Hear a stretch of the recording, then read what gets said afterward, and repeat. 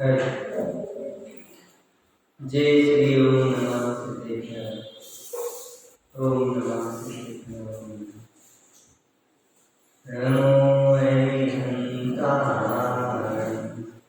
नमो सिद्धाय, नमो मायेयाय, नमो वत्साय,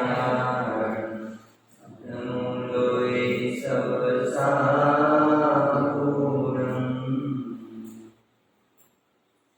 मंगलम भगवान वीरो, मंगलम गौतमो मणि, मंगलम कुंदकुंडार्यो, जय धर्मो सुमंगलम।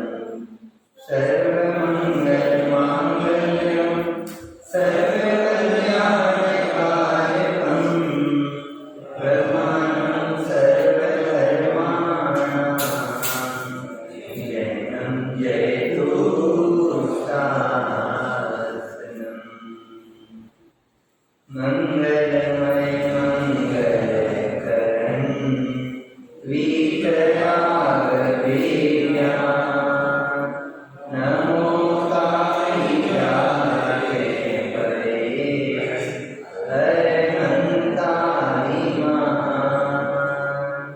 करिमंगल करि हो महा, ग्रंथ करण के काज, जाते मिले समाज सब, पावे निज पद राज। सिरोपाय करते प्रथम, कारण मंगल रूप, विघ्न विनाशक शुभ करन, नमो शुद्ध शिव।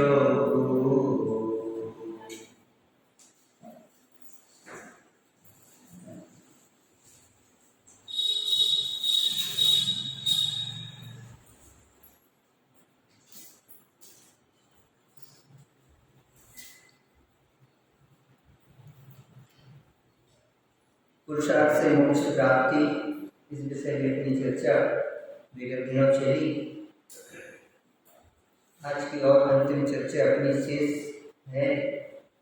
थोड़ा सा और विषय आगे बढ़ा करके निर्णय की चर्चा करने का भाव है, जो मूल है इस विषय का भार है ना। अपन ने वाचना यहाँ की थी, जो उपदेश सुनकर पुरुषार्थ करते हैं वे मोक्ष का उपाय कर सकते हैं, और जो पुरुषार्थ नहीं करते वे मोक्ष का उपाय नहीं कर सकते। उपदेश तो शिक्षा मात्र है, फल जैसा पुरुषार्थ करे वैसा लगता है। उपदेश तो शिक्षा मात्र है। उपदेश की चर्चा ही आई बीच में, उसमें सुंदर बात कही पंडित जी ने।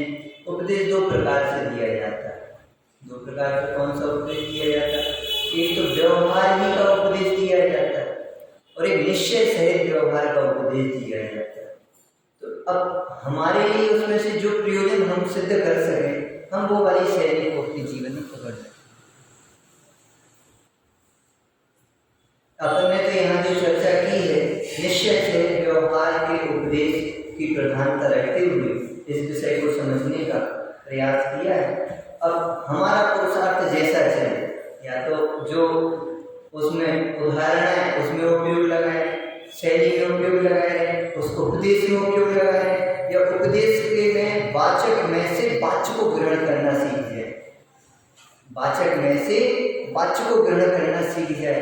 जो शब्दार्थ से भावार्थ तक पहुंच पाता है, वाचक से वाच्य तक पहुंच पाता है, उसने तो उपदेश को ग्रहण किया। और जो वाचक से वाच्य तक नहीं पहुंच पाया, अपने स्वभाव तक नहीं पहुंच पाया, उसने उपदेश को अभी ग्रहण नहीं किया है।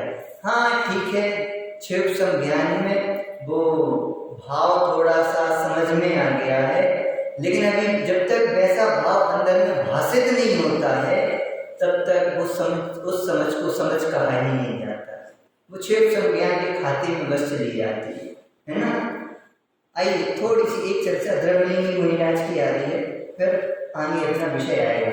फिर प्रश्न है, द्रविड़लिंगी मुनि मोक्ष के अर्थ गृहस्थपना छोड़कर तपश्चर्या नहीं करता है, वहाँ पुरुषार्थ तो किया, कार्य सिद्ध नहीं हुआ, इसलिए पुरुषार्थ करने से तो कुछ सिद्धि नहीं।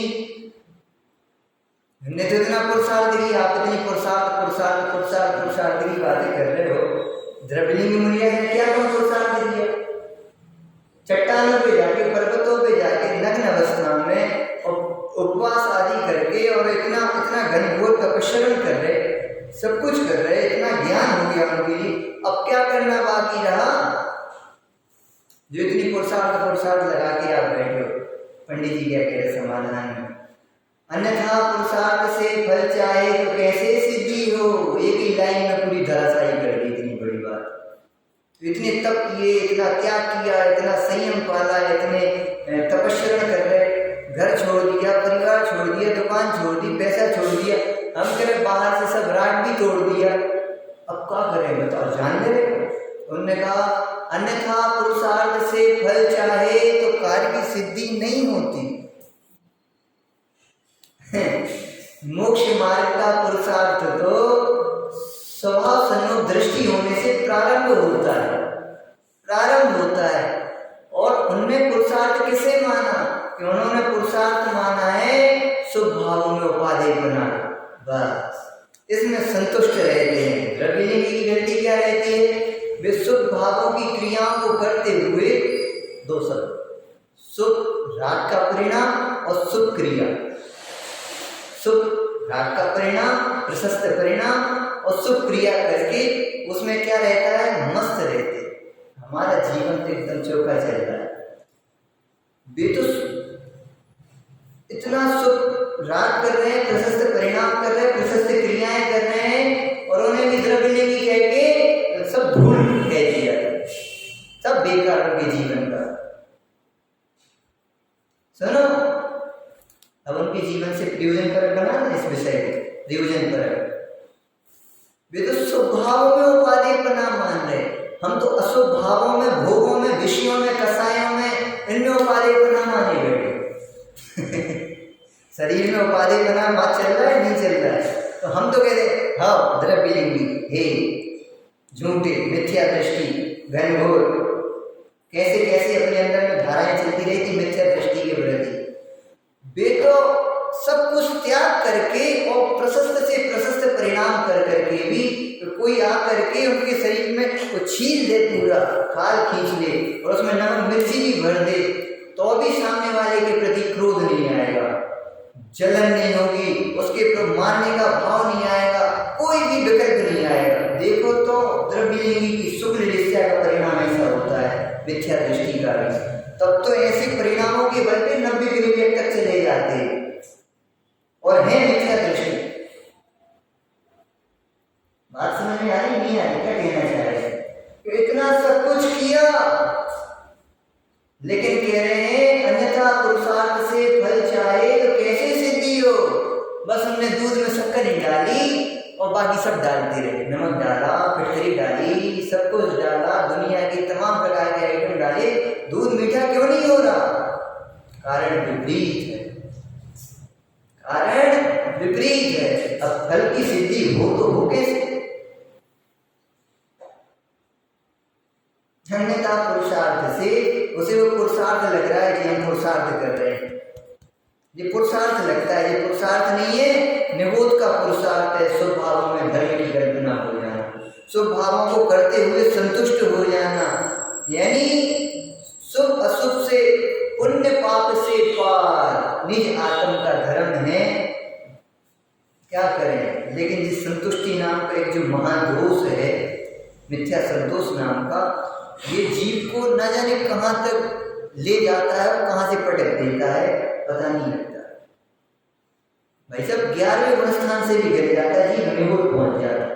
11वें, इसके बाद बीतरागी होना था, कभी संसार में लॉटरी नहीं था, वहां लास्ट से भी पटक गया और निबोध में पहुंच गया सीधे। देखो तो दशा, निबोध में पहुंच गया 11वें गुण स्थान वाला जी। कहाँ संतुष्ट हो गए? ठेठ केवल ज्ञान तक संतुष्ट नहीं होना, ठेठ केवल ज्ञान तक संतुष्टि का मार्ग है ही नहीं, है ही नहीं। कहीं से तुष्टि का मार्ग नहीं। आगे चल रहे, अन्यथा पुरुषार्थ से फल चाहे तो कैसे सिद्धि हो?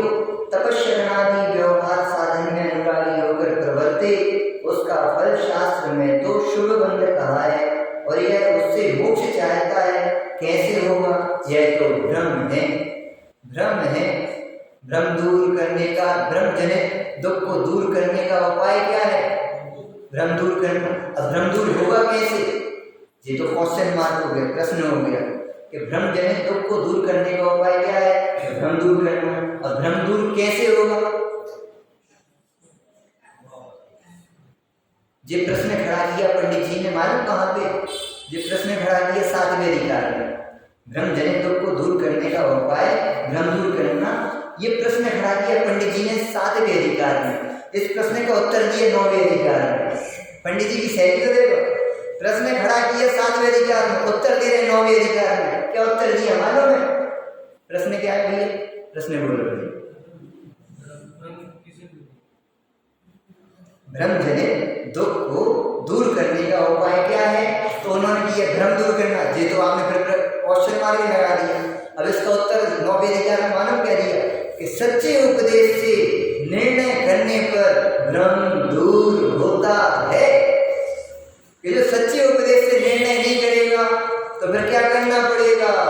अब अपनी बात चालू हो रही, एक बार पहले वाचना कर दें, एक बार पहले वाचना कर दें, फिर उसके बाद अपन आगे बढ़ रहे उसकी चर्चा प्रारंभ करेंगे। फिर प्रश्न है कि भ्रम का भी तो कारण कर्म ही है, कि कर्म का उदय नहीं होता तो हमें भ्रम खड़ा क्यों होता? पुरुषार्थ क्या करेगा? पुरुषार्थ क्या करेगा? जब कर्म का उदय है, उसके कर्म का उदय तीव्र रहेगा तो जीव का पुरुषार्थ चलता नहीं, क्यों? हावी है। और अब क्या करेगा? पुरुषार्थ क्या करेगा जब भ्रम का कारण कर्म कह रहे? तो उन्होंने समाधान क्या किया मालूम? सच्चे उपदेश से निर्णय करने पर भ्रम दूर होता है। यहाँ आई लाइन, यहाँ आई लाइन। परंतु ऐसा पुरुषार्थ नहीं करता, उसी से भ्रम रहता है। यानी क्या कहना चाह रहे मालूम है? सच्चा उपदेश, अब सच्चा उपदेश किसका है? सच्चा उपदेश यानी हितोपदेश। हितोपदेशी किसे कहते हैं? भागवत की परिभाषा पूछ रहे, हितोपदेशी किसे कहते हैं? बोलो, कौन बोलेगा? एक जन बोलना पहले। जो आत्महित का उपदेश थे वे हितोपदेशी है। कैसे पहचानो कि जी आत्महित का उपदेश है, अमहित का उपदेश है? बहुत बढ़िया। कुछ कहा, क्या कहा? कि जो वीतराग और सर्वज्ञ के द्वारा कहा गया है वही हितोपदेश है, और जो वीतराग और सर्वज्ञ के द्वारा नहीं कहा गया वो हितोपदेश नहीं। ठीक, क्या कह रहे? सच्चे उपदेश से निर्णय करने पर भ्रम दूर होगा। तो फिर अब हमें सच्चे उपदेश का निर्णय करना है तो उसके पहले किसका निर्णय करना पड़ेगा? कि वो उपदेश जिसने दिया है ना, किसने दिया? तो वीतरागी सर्वज्ञ भगवान ने। तो पहले उनका श्रद्धान चाहिए, उनका निर्णय चाहिए, यानी उनके स्वरूप का ज्ञान चाहिए। जब ज्ञान होगा तब उनका निर्णय होगा उनके प्रति, जय ओरिजिनल है, सच्चे हैं। और उसके बाद क्या होगा? फिर उनकी श्रद्धा होगी, और जब उनकी श्रद्धा होगी तो फिर कुछ होगा। क्या होगा? उनके द्वारा कहे गए वचनों की श्रद्धा होगी। पंडित जी ने शायद 7वें अधिकार में आई लाइन, पुरुष की प्रमाणता से वचनों की प्रमाणता होती है, पर वचनों की प्रमाणता से उस पुरुष की प्रमाणता होती है। नहीं आई बात समझ में? अरे आपने ईमानदारी से दुकान अपनी चलाई तो तुम पूरे मार्केट में घूमाओ, इससे कम ये वैरायटी मिल जाए और फ्री में देंगे, इतनी आपने कॉन्फिडेंस से बोल दिया, ठीक है ना? अब वो पूरे मार्केट में घुमाया, सब दुकानदारों के पास वो क्वालिटी थी, लेकिन सब उससे दूने रेट बता रहे थे। थी 250 की, सब बता रहे थे 600 रुपये, 500 रुपये। अब और कम कितना करोगे? नहीं, 500 से कम नहीं होगा 1 रुपये। अब उस व्यक्ति को क्या श्रद्धान हो गया कि एक व्यक्ति जो दुकानदार बोल रहा था, जिसके पास हम सबसे पहले गए थे, इसके वचन कैसे हैं? अब मानो उसके जीवन भर के लिए विश्वास हो गया उसका। वचनों की प्रमाणता से पुरुष की प्रमाणता, और पुरुष की प्रमाणता से वचनों की प्रमाणता। भैया वो जो बोलेगा वो तो सही ही बोलेगा, झूठ बोलते ही नहीं। राजा बसु झूठ बोलते ही नहीं। ऐसा पूरे जगत में जैसे मोदी का कानून लागू हो जाता है ना, सब लोग मानने लगते, मोदी ने कहा। ऐसी राजा बसु की उस समय ऐसी ख्याति थी, राजा बसु ने कहा तो फिर सब सही ही होगा। अंधश्रद्धा, आज्ञा प्रधानी, बस इनका कल्याण नहीं होगा, इनका कल्याण नहीं होगा। राजा बसु ने सत्य बोलते बोलते बोलते बोलते एक दिन झूठ बोल ही दिया। उस सत्य की ख्याति थी और विश्वास, सबके विश्वास के प्रति विश्वासघात किया, उसकी सजाएं इतनी बड़ी और इतनी बड़ी हिंसा की परंपरा से बड़ी, उसकी सजाएं 7 वर्ष। सच्चे उपदेश से निर्णय करने पर भ्रम दूर होता है। अब भैया जब वचनों की श्रद्धा होगी, भैया ये वचन तो हमें हित के ही है, भगवान सच्चे, उनके वचन सच्चे, तो उन्होंने जो स्वरूप बताया, मार्ग बताया, वो का झूठा होगा तो तुम विश्वास क्यों नहीं कर रहे?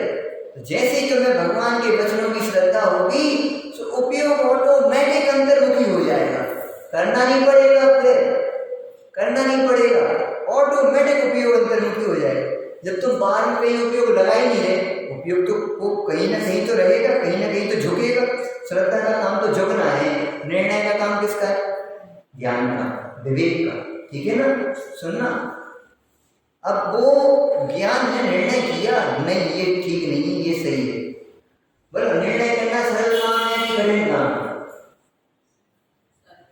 सरल काम तो हो गए निर्णय।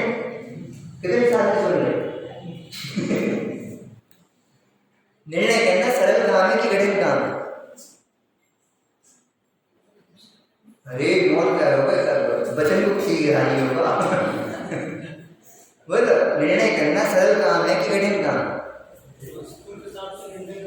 स्कूल के हिसाब से निर्णय करना सरल है। अच्छा तो सरल है ना, डिपेंड करता है। अच्छा डिपेंड करता है, यानी तमाम प्रकार से युक्तियां लगाए तो उल्टी सीधी, बहुत सरल है, वेरी सिंपल।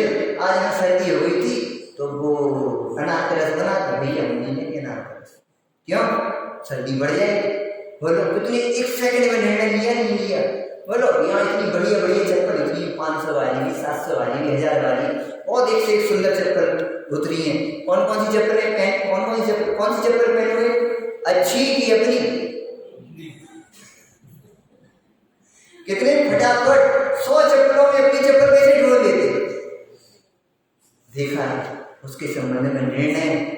हम मान लो वहां पर सारी ऑरेंज कलर की है और हमें मालूम हमें चप्पल सफेद कलर की। अब मालूम आप वे सारे orange colour, black colour, brown colour, green colour, yellow colour, जितने प्रकार की चप्पल उतरी थी उन सब में आप सबसे पहले चप्पल वाले कलर ढूंढो। कलर व्हाइट, कहाँ दिख रहा है? व्हाइट, हाँ वो व्हाइट होगी, बीच में होगी कौन सी? निर्णय करता नहीं करता है, एक एक चीज में तो निर्णय करा। उस गली से मुड़ के आए, फिर यहाँ से मुड़े, फिर ऐसे मुड़े, फिर यहाँ आए, कितने निर्णय करे? एक निर्णय के बिना एक काम नहीं कर सकता कोई व्यक्ति, एक काम नहीं कर सकता। 100 डिब्बियां रखनी सामने 100 डिब्बियां रखनी आपके घर में चौका में, और एक में इलायची रखी, एक में लौंग रखी, एक में छिटक रखी, एक में जीरा रखा, एक में धना रखा, एक में मिर्ची रखी। 100 डिब्बियां, 100 आइटम रखे हैं। हमने आपसे कहा कि आप मिर्ची निकालिए ना, सामने डिब्बी, तो आप जल्दी से मिर्ची निकालने के लिए दौड़ पड़े।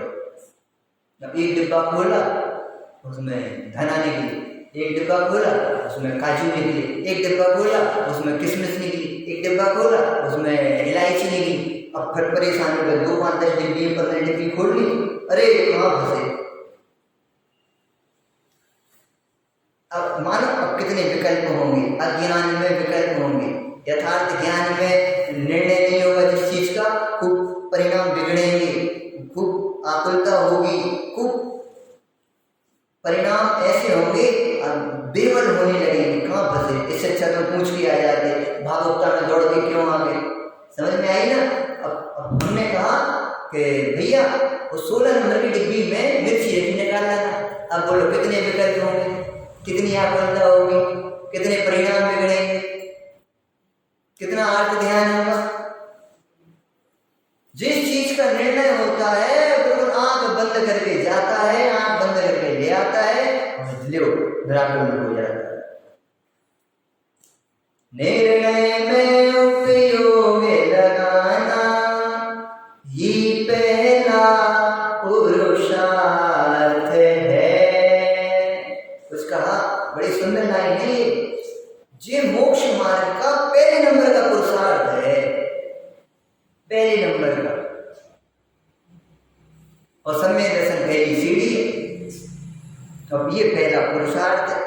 तो सम्यक दर्शन हो गया तो पूरा पुरुषार्थ हो गया ना। जब तक सिद्ध अवस्था में विराजमान नहीं हो जाओगे तब तक पूर्ण पुरुषार्थ नहीं कहा जाएगा। लेकिन सिद्धावस्था में और सम्यक दर्शन प्राप्त करने में पुरुषार्थ संज्ञा किसे कही जाएगी मालूम है? ये जो अनंत पुरुषार्थ की खान स्वरूप अंदर में चिदानंद भगवान विराजमान है, यही मैं हूँ और भगवान की वाणी में यही कहा गया है, इसलिए मुझे यही श्रद्धा करने लायक है, यही श्रद्धा करने लायक है। और जिसे अंदर में ऐसी कि मैं तो परम पावन निष्क्रिय तत्व हूँ, करने की कोई गुंजाइश नहीं है, करने वाला कुछ कर नहीं पाता और कुछ नहीं करने वाला हमें ये लगता है कुछ करने का नाम धर्म है। सच्ची बात तो ये है कुछ नहीं करने का नाम धर्म है। कुछ नहीं करने का नाम धर्म तो हाथ में हाथ बैठे, तो बैठ तो जाओ, 2-4 दिन बैठ के तो देखो, पता लग जाएगा। हाथ में हाथ धर के बैठो तो अनंत पुरुषार्थ है, हाथ में हाथ धर के बैठने में। 100 चक्कर लगा दो गली के, वो कठिन नहीं लगेगा। 2-4-10 बिल्डिंगें खड़ी कर दो, वो कठिन नहीं लगेगा। 10-50 करोड़ इकट्ठी करके रख दो, वो कठिन नहीं लगेगा। और मंदिर में अपने अनुसार चला दो, सब अपने अनुसार बना दो, सब कुछ कर दो, वो कठिन नहीं लगेगा। लेकिन हाथ में हाथ धर के बैठो, आज ज्ञाता दृष्टा बन के बोलो कौन कौन बैठेगा? सब ढीले हो गए। क्यों हो गए? अनंत पुरुषार्थ का काम है, खेल थोड़ी है। जंगल में बैठे ऐसे बैठे, टाइम पास कर रहे हैं? टाइम पास नहीं कर रहे हैं। आज वहां गए थे ना, तो सारे भी मिल गए थे, अहमदाबाद के थे। 15-20 मिनट आधा घंटा थोड़ी चर्चा हो। मुझे लाइन बोली यहाँ याद आ गई, समय समय सार की आराधना के लिए मिला है। लेकिन जो समय समय सार की आराधना के लिए मिला है, उस समय को जो बर्बाद करते हैं, समय उन्हें बर्बाद करके रख देता। जो समय को बर्बाद करते हैं, समय उन्हें बर्बाद करके रख देता। बिल्कुल सच्ची बात है। समय को एक समय भी बर्बाद नहीं करना, बहुत कीमती है, बहुत कीमती है। उससे पूछो समय की कीमत, जिसकी बिल्कुल 10 सेकंड पहले ट्रेन सामने से छूट गई, जा ही गई है बस सामने से। उससे पूछो, रोता है 2000 रुपये का टिकट चला गया, बड़ी मुश्किल में टिकट मिला था, 2 घंटे लाइन में लगे थे तब टिकट मिल पाया था, और कैसे कन्फर्म कराया, सिफारिश लगा करके तब तो मिल पाया था। और बस देखो 10 सेकंड की गलती से लेट हो जाने से ट्रेन चली गई। उससे पूछो 10 सेकंड की कीमत क्या होती है।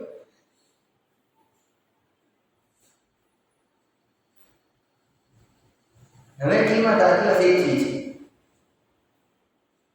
आज न्यूज पढ़ रहे थे तो न्यूज में बहुत अच्छी बात, 2 घंटे का काम है, बस केवल 2 घंटे सुबह का, और 50,000 रुपए की सैलरी, केवल 2 घंटे का 50,000 रुपए की सैलरी। बस बोलो करोगे कि नहीं करोगे?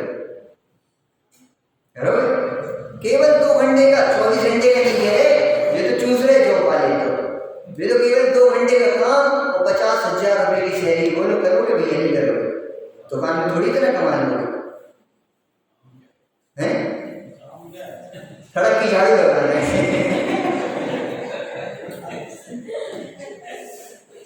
स्वीपर का काम करना है। बोलो कौन कौन करेगा? हाथ ऊपर करो। कोई नहीं करेगा। क्यों? 50,000 तो अपने घर पर रखेगा भैया। हम जैन हैं, ये हमें काम नहीं है। तुम जैन हो, तुम्हें ये काम नहीं है, तो शरीर में रहना, तुम भगवान हो तो शरीर में रहना तुम्हें शोभा देता, तुम्हारा काम है। पर के कर्ता बनना तुम्हारा काम है, पर के भोक्ता बनना तुम्हारा काम है, कि पर के ज्ञाता रहना तुम्हारा काम है। बताओ, वो शोभा नहीं देता है रोडों पे झाड़ू लगाना, दूसरे के टैंक साफ करना, वो शोभा नहीं दे रहा। और जिसके टैंक साफ कर रहे हो डेली सुबह शाम, क्या कर रहे हो भाई साहब? सही बताएं, इस टैंक से इन नालियों से कितनी नालियां हैं इसमें शरीर में? जितनी नसें हैं नाली तो है, और फिर उन नालियों से बाहर की नालियां भरी है। जितनी आपके पूरे गांव में नालियां नहीं होंगी ना, उससे सैकड़ों ज्यादा शरीर में नालियां होंगी।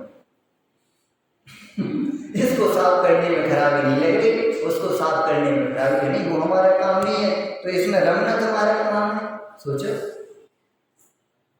बोलो पामर हो कि प्रभु,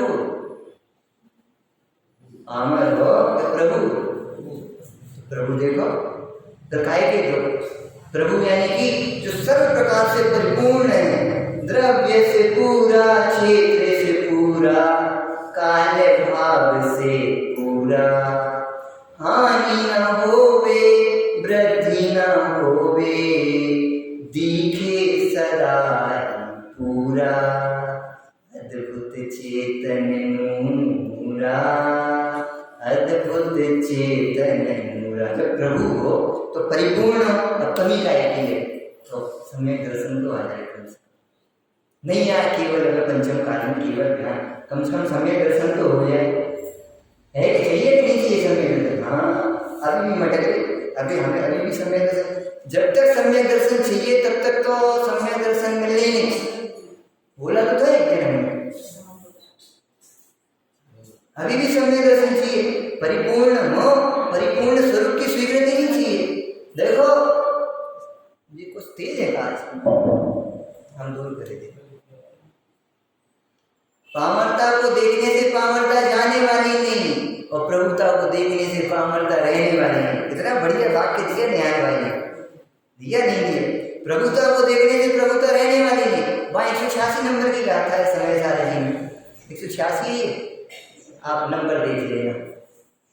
जो शुद्ध जाने आत्म को, वह शुद्धता को प्राप्त हो, अनशुद्ध जाने आत्म को, अशुद्धता को प्राप्त हो। अब बोलो, अशुद्ध देखना कि शुद्ध देखना? कब देखना? दिन में देखना कि रात में देखना? खाते समय देखना कि सोते समय देखना? कब देखना? हाँ, चर्चा कर लो, अच्छी बात है, बढ़िया बढ़िया।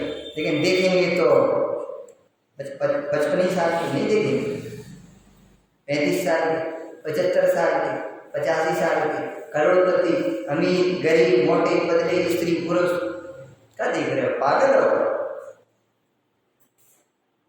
जी। आंखों का दुरुपयोग है भैया। जिस समय पक्षी उड़ाने की शक्ति नहीं है, उस समय भी केवल ज्ञान प्राप्त करने की सामर्थ्य भरी है। तुम क्यों अपने को कमजोर अनुभव करो? जिस समय आंखों से चींटी नहीं देख रही, उसी समय 3 लोग ज्ञान के गेट बन जाए, इतनी शक्ति अंदर में भरी पड़ी है। तुम्हें अपनी शक्ति का विश्वास ही नहीं है। शक्ति के विश्वास का नाम ही सम्यक्त्व है। शक्ति का विश्वास अभी कर, अभी सम्यक्त्व भी। हल्की बात की बात नहीं है। कल ही तो बोला था, उधार का बिजनेस नहीं है ये मोक्ष मार्ग, ये तो नगद का व्यापार, नगद का व्यापार। देखना चालू करो बस। हम देखते हैं नहीं है, और बस बातें बनाते हैं, और कुछ नहीं है। सब बड़ी बड़ी बातें हैं, कुछ नहीं होता है। कौन तो बता रहे, सुन रहे, सब क्रमबद्ध है। पुरुषार्थ का है, पुरुषार्थ क्या है? पुरुषार्थ अपने को ज्ञाता देखना ही अनंत पुरुषार्थ। बोलो, है ताकत तो देखो ज्ञाता, है ताकत तो देखो ज्ञाता। अगर 6 खंडों को संभालते हुए अपने अखंड को संभाल ले, कि ये पुरुषार्थ नहीं कहलाता है? इतने रागियों के बीच में रहते हुए भी बैरागी हैं, पुरुषार्थ नहीं कहलाता है? बोलो, पुरुषार्थ नहीं कहलाता। भोगों को भोगते हुए भी अभोग का अनुभव कर रहे हैं, पुरुषार्थ नहीं कहलाता है। इतने सारे कार्य कर रहे हैं और अपने को अकर्ता अनुभव कर रहे, ज्ञाता अनुभव कर रहे, पुरुषार्थ नहीं कहलाता है। कृष्ण लेस्या जैसे तीव्र कसाय के परिणाम में भी उसे भगवान देख रहे, ये पुरुषार्थ नहीं कहलाता है। किसे पुरुषार्थ कहा जाता है? जी तो सम्यक पुरुषार्थ है, मोक्ष मार्ग का पुरुषार्थ है। पुरुषार्थ करता जा रहा मोक्ष मार्ग का, यानी तत्व विचार करता जा रहा और अंदर में श्रद्धा रखता जा रहा। भवितव्य है, जब होना होगा तभी होगा। हमें चिंता से, टेंशन से, आकुलता से, व्याकुलता से कुछ नहीं होना। हाँ, हमें विशुद्धि का घात जरूर होगा। कुछ नहीं होगा ऐसा होता ही नहीं, कुछ नहीं होता है ऐसा कभी सोचने ही नहीं। अरे कौन देखता है, कौन देखता है? कुछ नहीं होता। कैसे कुछ नहीं होता? तुम्हें परिणामों की विशुद्धि गिरती है, पाप का बंद होता है, कर्म का बंद होता है, नरक निबोध खड़ा होता है, तुम कैसे कह रहे कुछ नहीं होता? अरे परिणामों का घाटा हो गया, 5 लाख का घाटा हो गया। अरे 5 लाख का घाटा दिखाई दे रहा है, परिणाम गिर गए, घाटा दिखाई नहीं दे रहा। विशुद्धि गिर गई, घाटा नहीं दिख रहा। वैराग्य नहीं बढ़ पा रहा है, घाटा दिखाई नहीं दे रहा। परिणामों में आज भी क्षमा, विनय, सरलता, संतोष नहीं आ पा रहा है, ये घाटा दिखाई नहीं दे रहा। बस 5 लाख का घाटा, कपड़ा फट गया तो घाटा हो गया। अरे तुम्हें तो सोच ही उल्टी है, अभी तो सोच ही उल्टी है। द्रविड़लिंगी मुनिराज को कह रहे हैं मिथ्या दृष्टि, ये तो मिथ्या दृष्टि है। सुप्रशस्त कार्य करते हुए बात सही है, मोक्ष मार्गिनी है, बात सही है, लेकिन उनको भी जिनवाणी में पूज्य का यदि निरतिचार 28 गुणों का पालन करते हैं, चोखा पालन करते हैं, तो उन्हें भी जिनवाणी में पूज्य का है, पूज्य संज्ञा दी द्रविड़लिंगी मुनिराज को। पूज्य संज्ञा 5वें अधिकार में, 6वें अधिकार में पंडित जी ने कहा पूज्य संज्ञा तो निर्ग्रंथों को ही दी गई है जिन शासन, ऐसा शब्द लिखा है, पूरी लाइन लिखी है। पूज्य संज्ञा तो निर्ग्रंथों को ही दी गई है जिन शासन, यानी पंच परमेष्ठी के नीचे पूज्य संज्ञा ही नहीं है। और जब ये लाइन जब हमने स्वाध्याय करते हुए पढ़ी तो बहुत सारी बातें अंदर में चलने लगी, कल्पनाएं बहुत सारी बना के रखते हैं ना। और पंडित जी की एक लाइन पढ़ी तो कितनी सारी मान्यताओं पे प्रहार हुआ, 1 सेकंड में धराशायी हो गई ये सारी मान्यता। उन्होंने कहा पूज्य संज्ञा तो निर्ग्रंथों को ही है, और किसी को नहीं।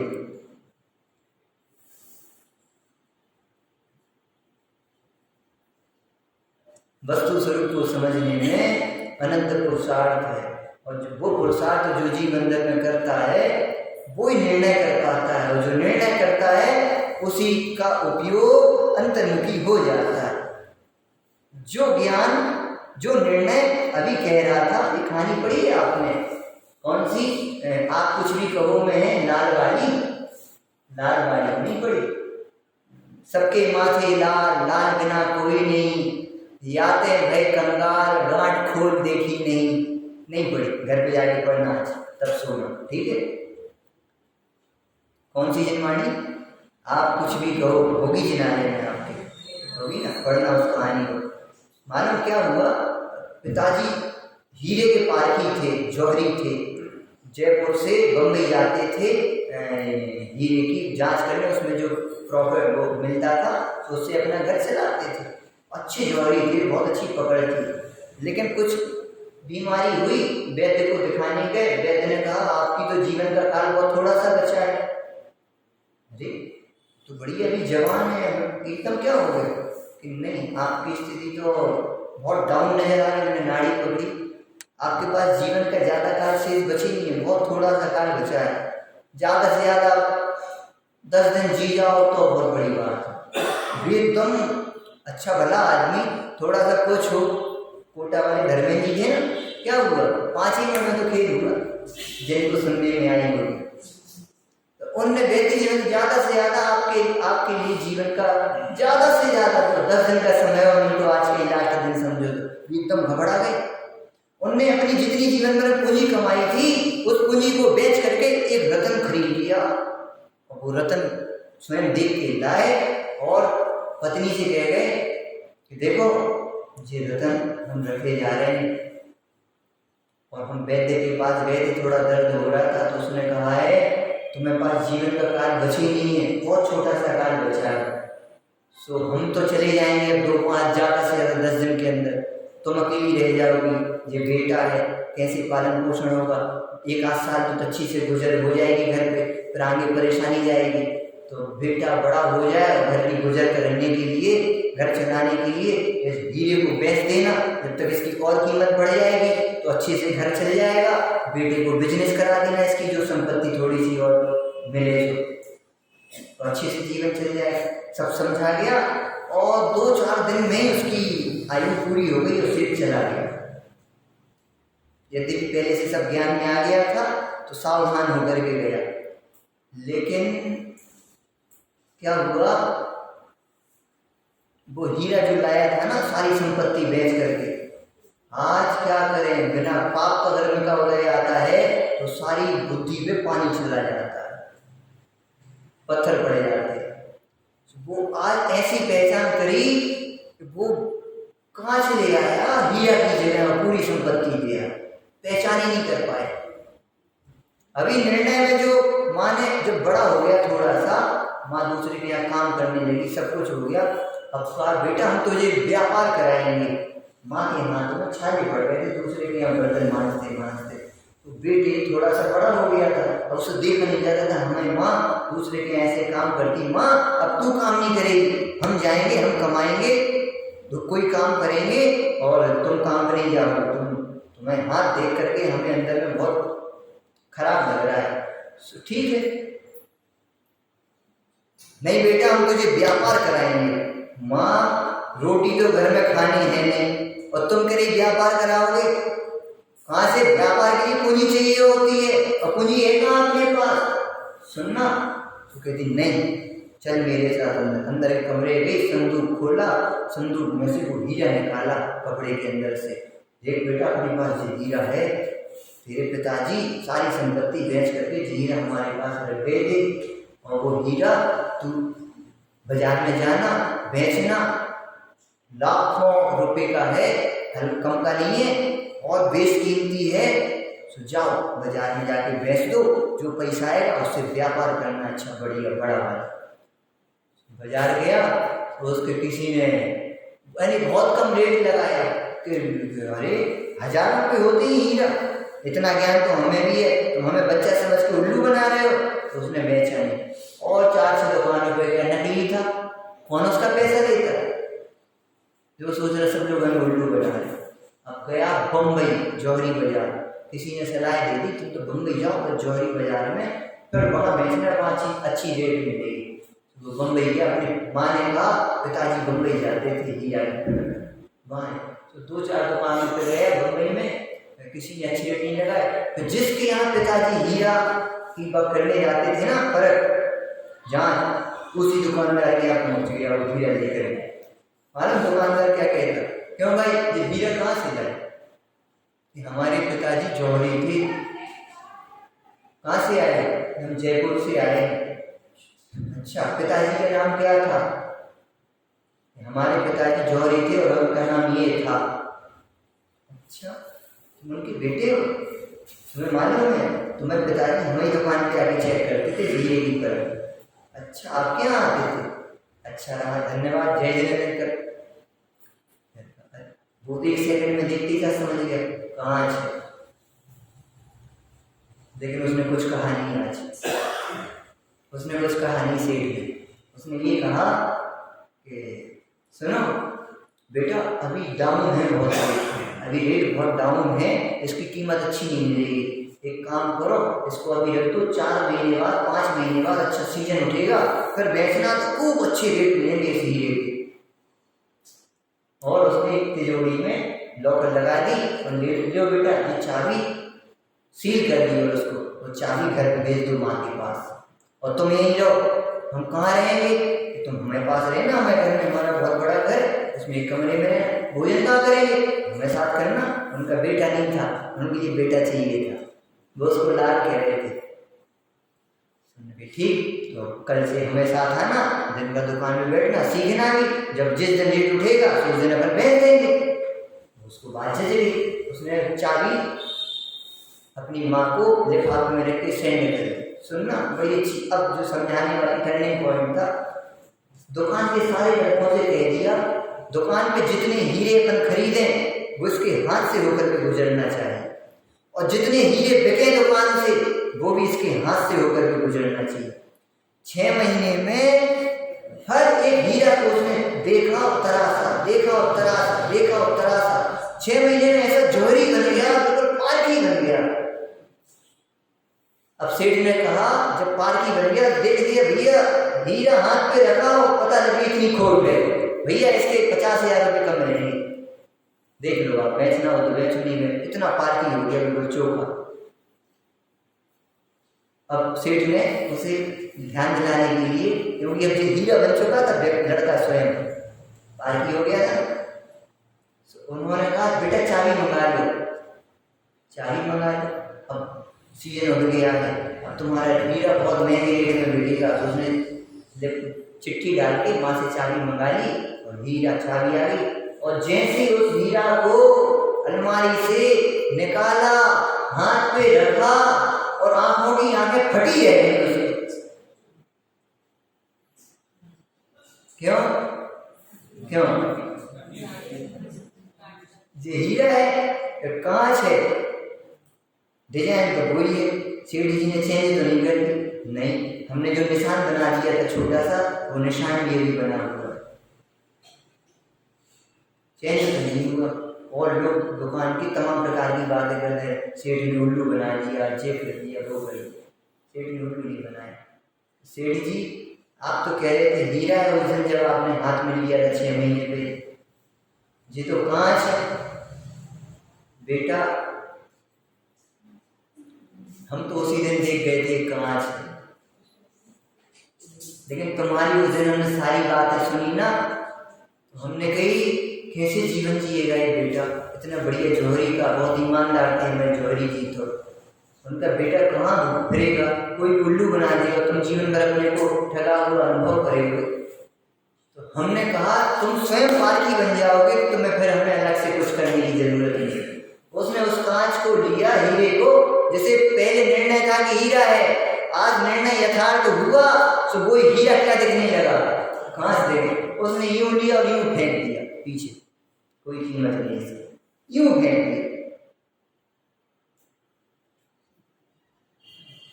लेकिन अब वो करोड़ों का बन गया था व्यक्ति, लड़का। कुछ कहना चाह रहे इसमें, निर्णय कैसे होता है, निर्णय कैसे होता है, पकड़े इस कहानी से। जब निरंतर घिसाई होती है, जब निरंतर घिसाई होती है, हर हीरा निकला, 1000 हीरे आए, 1000 हीरे गए, और हर हीरे को बिल्कुल परखता रहा, सिखाता रहा उसके गुण, कैसे इसको तराशा जाता है, कैसे चेक किया जाता है। और वो एक दिन इतना मजबूत हो गया उसको तराशने में, यानी जब तक हम उस चीज का अभ्यास नहीं करेंगे धारावाही, तब तक हम उसके पार भी नहीं बन पाएंगे, हम निर्णय नहीं कर पाएंगे, मोक्ष का प्राप्त करेंगे। इसलिए जो दिन भर जीवन भर उस अभ्यास को धारावाही अपने जीवन में चलाता रहता है, उसके निर्णय भी हो पाते हैं, वो फिर ठगाया नहीं जाता है, ठगाया नहीं जाता, किसी एक कर्म के उदय से भी नहीं ठगाया जाता है, किसी परिस्थिति से भी नहीं ठगाया जाता है, किसी व्यक्ति से भी नहीं ठगाया जाता है, किसी से नहीं ठगाया जाता। क्यों? बच्चा माँ की गोद में था, छोटा सा था, और माँ रोटी बना रही थी, और वो बार बार उस चूल्हे के पास पहुंच जाए, तो माँ बार बार उठा के रोटी छोड़ करके उसको उठा कर फिर दूर रख दे। लेकिन वो मानता, उसे बढ़िया चमकती हुई लौ दिखाई दे गई, उसको पकड़ने की इच्छा हो रही थी, उसको अगेनी को एक बार उठाया, 2 बार उठाया, 3 बार उठाया, थक गई माँ, अब तुम जाओ मरो। माँ तो ऐसी कहती है जब थके जाती है। और एक बार जैसे बच्चे ने उस अग्नि में हाथ डाला चूल्हे में, ऑटोमेटिक हाथ दूर हो गया। अब बोलो, जीवन भर माँ के लिए उसे अग्नि से बचाना पड़ेगा। एक बार में जीवन भर के लिए निर्णय हो गया उसके लिए। एक बार आपने शक्कर को चढ़ा, ये मीठी होती है, अब बताओ निर्णय कराना पड़ता है। स्वप्न में भी देखोगे, स्वप्न में भी यदि दूध में डालोगे तो नमक नहीं डालोगे, स्वप्न में भी डालोगे तो शक्कर ही डालोगे। क्यों? निर्णय है, दूध मीठा शक्कर से ही होता है। जब तक ऐसे निर्णय हमारे मजबूत नहीं होंगे शक्कर जैसे, तब तक मोक्ष से तो दूर, मोक्ष मार्ग भी हमारे जीवन से दूर रहेगा।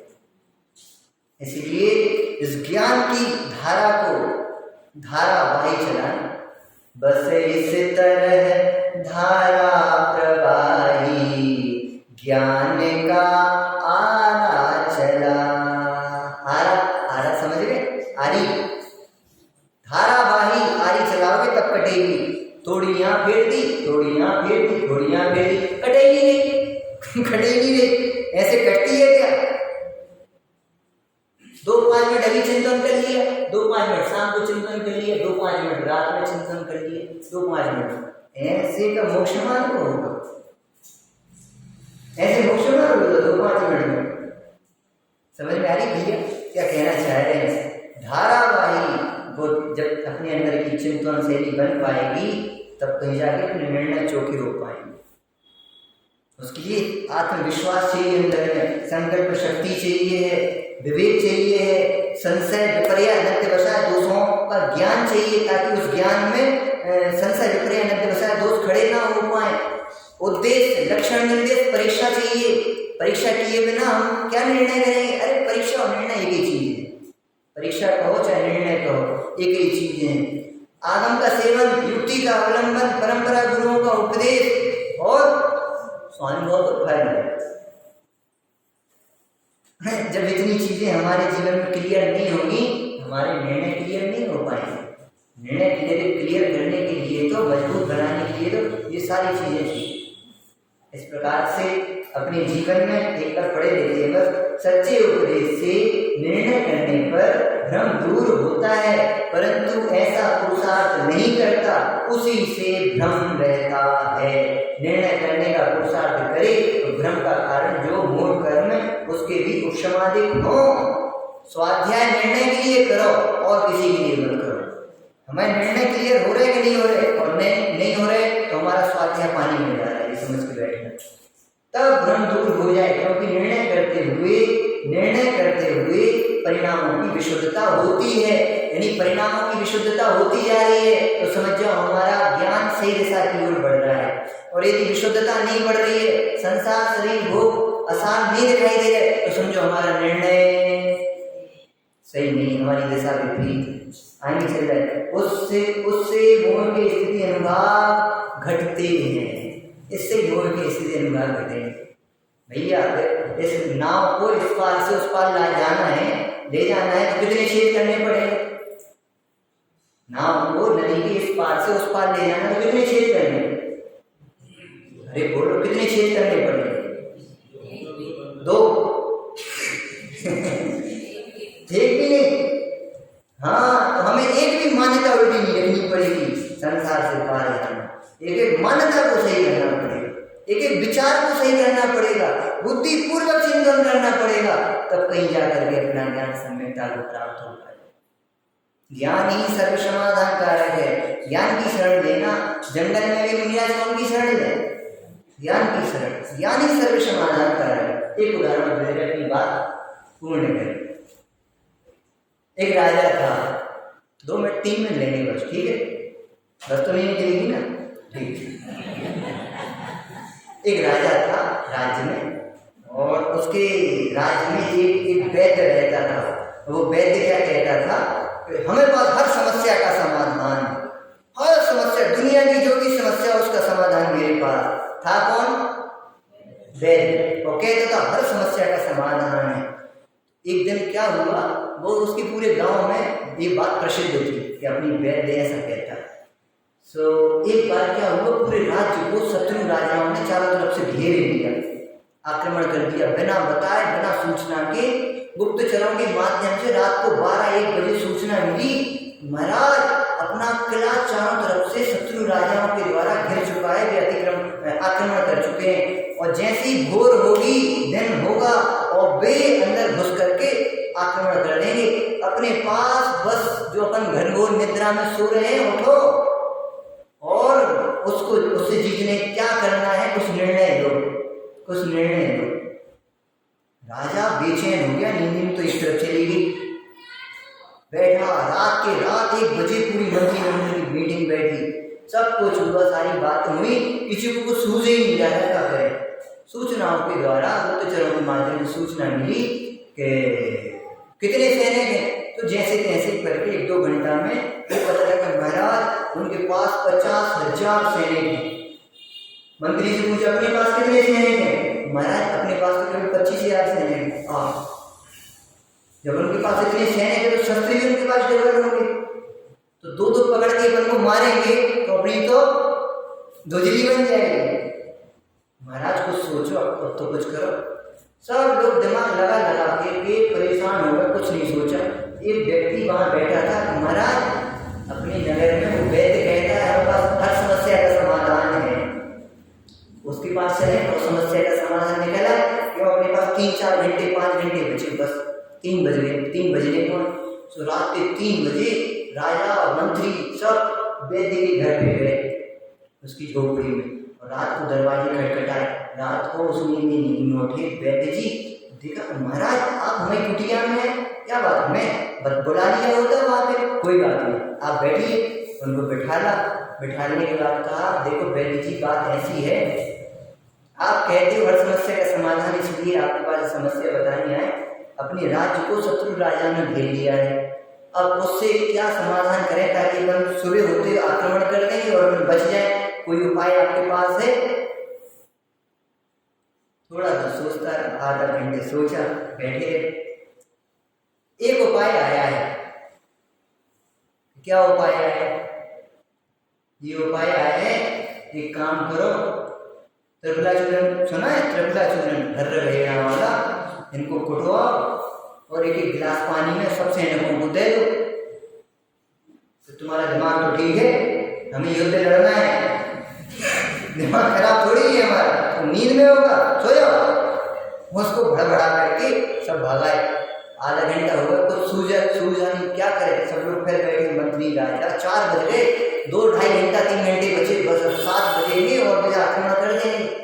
अब क्या करें? कुछ सूझ ही नहीं रहा, मरता क्या न करता।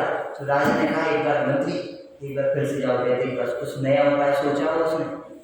तो वैद्य के पास फिर गए, वैद्य जी कुछ सोचा और नहीं सोचा कि भैया हमने कुछ कहा तो तुमसे करो तो। अब उन्हें तो कुछ सूझ नहीं रहा था, वैद्य की बात मान लो, अपनी तो बुद्धि चली नहीं, जहाँ अपनी बुद्धि नहीं चले वहां बुद्धिमानों को सुन लेना चाहिए, ठीक है? चलो, और अपनी नहीं चलाना चाहिए, आगे चल रहे हैं। अब रात के 3 बजे हर भेड़ाओं ने मंगाए गए दुकानों से और उनको कुटवाया गया इतने बड़े खल्ले में कुटवाए जाएंगे, मिक्सी में कह दो, और 25,000 सैनिकों को वो त्रिफला दिया गया और इतना सारा पानी गर्म किया गया, एक गिलास सबको देना और त्रिफला खिलाना। और जैसे ही अच्छे गर्म पानी में वो त्रिफला खा लिया तो 1-2 घंटा में सबके पेट गुड़ गुड़ गुड़ गुड़ गुड़ गुड़ गुड़ करने लगे। त्रिफला का काम ही है, क्या करेगा? पेट एकदम साफ करता है। अब देखो जैसे जिस सैनिक उनकी गिनती कर रहे हैं, उनने भी, क्यों ये तो पेट थे किले के अंदर, उन शत्रु राजाओं ने भी इनकी संख्या गिनी, इनकी संख्या कितनी है, इनने तो गिनी थी उनकी कितनी 50,000। अब क्या हुआ, जे तो थे 25,000, लेकिन वो त्रिफला खा लिया तो सुबह से जंगल में जाते थे, घर में तो व्यवस्था होती नहीं थी, जंगल में लोटा लेके जाते थे। तो जो व्यक्ति जब फ्रेश होने के लिए एक बार जाता था, त्रिफला खाने के कारण एक बार में जगह 4-4 बढ़ गया और कह रहे लोटा लेके दौड़ दौड़ा नहीं जा रहे, कैसे जाती है यहाँ के लोग, समझ में नहीं आ रही, समझ में आ रही। तो वो गिनती हो गई, पेड़ पे चढ़ के गिर रहा है, कोई चट्टान के पीछे छिपे गिर रहा है, गिनती कर रहा है सैनिकों की। सो गिनती एक सैनिक 4-4 बार गया, सो गिनती कितनी हो गई? 1 लाख।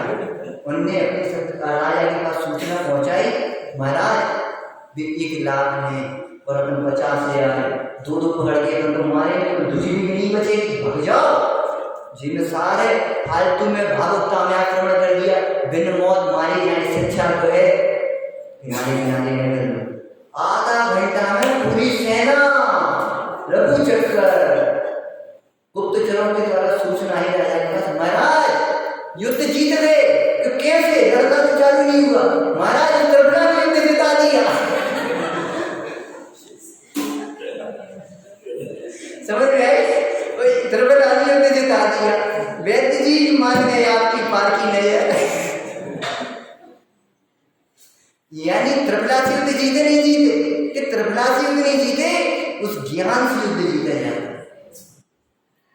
हथियार उठाने भी नहीं पड़े और इतना बड़ा युद्ध जीत गया। अरे तुम अपने ज्ञान का प्रयोग तो करो, केवल ज्ञान आने में समय नहीं लगेगा।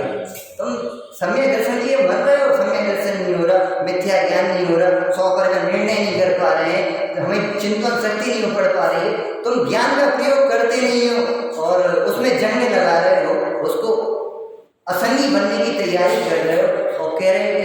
बुद्धि नहीं चलती, अरे बुद्धि तो अभी बहुत चल रही है, बुद्धि तो अभी बाहर में चला रहे हो। उन सब जगह से उपयोग को समेट करके अपने में उपयोग को, ज्ञान को केंद्रित करोगे तो जरूर ज्ञान में जुड़ी हुई बुद्धि यानी ज्ञानम यानी प्रतिष्ठित, जब ज्ञान रूप अनुभव करता है अपने को तो वह स्वयं में प्रतिष्ठित होकर के समय ज्ञानी हो जाता है। बस समय ज्ञान ही केवल ज्ञानी का कारण बनता है और केवल ज्ञानी अनंत सुख का, अनंत ज्ञान का कारण बनता है। ऐसा मोक्ष का उपाय जो अपन ने समझने का प्रयास किया है, ऐसा मोक्ष पर अपन सभी प्रकट करें और उस सिद्ध सलाह पे अपन सभी मिलें। इसी मंगल भावना के साथ अपनी वाणी को विराम करते हैं। गलतियाँ जो भी हुई हों, बहुत छोटा हूँ अभी तो उसको छोटा जान करके, अज्ञानी जान करके क्षमा कीजिएगा। और जिनवाणी माता से भी क्षमा चाहते हैं कि कोई जिनवाणी के विरुद्ध कोई वचन निकल गया हो, भावों में कोई वचन निकल गया हो, किसी व्यक्ति विशेष को लक्ष्य रख के तो करते हैं, यद्यपि हमारे उदाहरण टारगेट करके होते हैं, लेकिन आपको टारगेट उस विषय वस्तु को सिद्ध करने के लिए होते हैं। इसीलिए किसी को ठेस भी पहुंची हो हमारे वचनों के द्वारा तो हम क्षमा चाहते हैं। और हमें रामायण आप सभी पर हर ऐसी मंगल भावना की बातें आप सभी मिलेंगे। ओम नमः शिवाय।